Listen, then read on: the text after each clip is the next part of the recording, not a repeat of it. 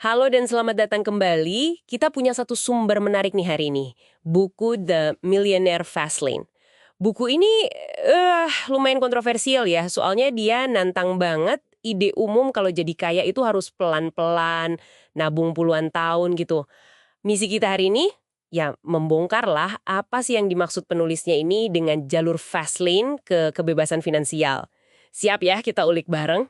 Tentu, siap banget. Yang langsung kerasa beda dari buku ini, ya itu tadi, dia langsung kontrasin aja. Ada jalur konvensional yang dia sebut slow lane. Tahu kan, jalur lambat, kerja keras 50 tahun, pensiun mungkin kaya, tapi udah tua gitu. Nah, itu dibandingin sama jalur alternatif yang dia bilang bisa bikin kita bebas finansial jauh lebih cepat. Tapi bukan sulap ya, ini soal bangun sistem. Oke, menarik. Kita mulai dari kritiknya dulu deh ke jalur lambat atau get rich slow ini. Sumber ini bilang, ini kayaknya pertukaran yang gimana ya, kurang oke gitu. Kita nuker aset paling penting kita, waktu muda, energi. Iya ya, pas lagi fit-fitnya ya. Betul. Demi apa? Ya, demi kemungkinan kaya pas sudah tua. Itu pun kalau kesampaian kan. Belum lagi kita jadi bergantung banget sama hal-hal yang sering di luar kontrol kita, kayak keputusan bos atau ya naik turunnya pasar saham. Bener sekali. Penulisnya ini sampai bilang jalur lambat ini punya masalah matematis. Namanya uncontrollable limited leverage. Agak teknis ya, tapi intinya gini deh. Daya ungkitnya itu terbatas dan nggak bisa kita kontrol penuh. Kayak mau ngisi kolam renang, tapi cuma pakai cangkir kecil. Lama banget kan? Nah, pendapatan dari kerja itu terbatas sama waktu dan nilai kita di pasar. Terus, bunga majemuk juga butuh waktu. Wah, puluhan tahun biar berasa.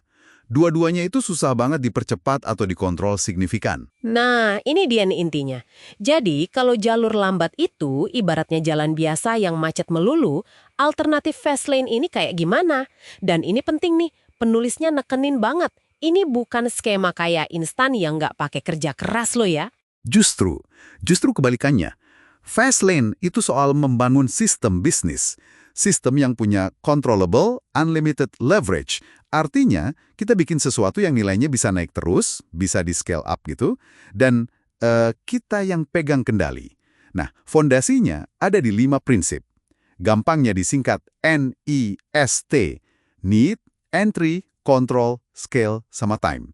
Kebutuhan, masuk, kontrol, skala, dan waktu. NECST. Oke, kita bedah satu-satu yuk. Pertama, need atau kebutuhan. Ini agak beda ya sama nasihat umum, ikutin passionmu. Buku ini kayaknya punya pandangan lain nih.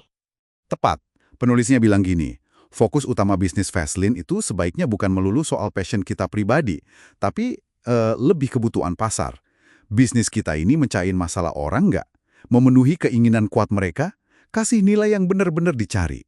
Soalnya, uang itu ngikutin solusi, bukan cuma mengikuti hobi kita.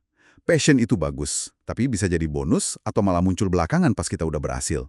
Menarik paradigmanya. Lanjut yang kedua, entry atau masuk. Kok malah disaranin jalan masuknya jangan gampang-gampang amat? Bukannya kalau gampang lebih enak? Justru itu, kalau semua orang bisa niru bisnis kita dalam semalam, misalnya ya, jadi reseller produk biasa atau ikut afiliasi yang udah banyak banget pemainnya, wah, persaingannya pasti gila-gilaan, untungnya tipis. Harus ada pagarnya. Entah itu keahlian khusus, modal yang lumayan, proses yang ribet, atau merek yang udah kuat. Justru hambatan masuk ini yang melindungi bisnis kita. Ibaratnya jalan tol menuju kekayaan yang nggak seramai jalan kampung lah. Masuk akal, masuk akal. Ketiga, kontrol atau kontrol. Ini kayaknya penting banget ya. Gimana kita tahu kalau kita punya kontrol penuh? Intinya, kita harus jadi supir, jangan cuma jadi penumpang. Hindari banget model bisnis yang nasibnya 100% tergantung keputusan orang lain. Contohnya ya, kalau cuma jadi afiliasi tanpa punya produk sendiri, atau jadi franchisee tapi nggak punya kuasa apa-apa soal produk inti, harga, atau cara jualannya. Kalau bisnis kita bisa dimatiin gitu aja sama satu keputusan platform atau si pemilik merek utama, ya berarti kita nggak punya kontrol sejati dong. Oke, poin penting itu. Keempat, scale atau skala. Ini soal potensi pertumbuhan bisnisnya ya.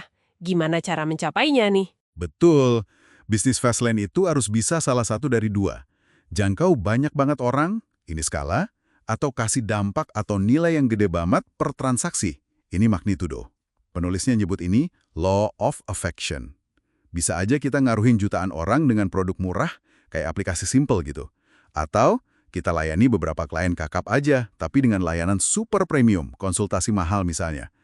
Nah, cara biar bisa skala atau magnitudo gede ini, biasanya lewat apa yang di buku ini disebut jalan tol kekayaan.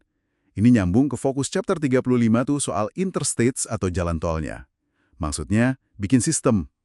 Bisa sistem penyewaan, sistem digital kayak software, konten yang bisa diakses luas banget, sistem distribusi yang efisien, atau bahkan sistem sumber daya manusia yang oke.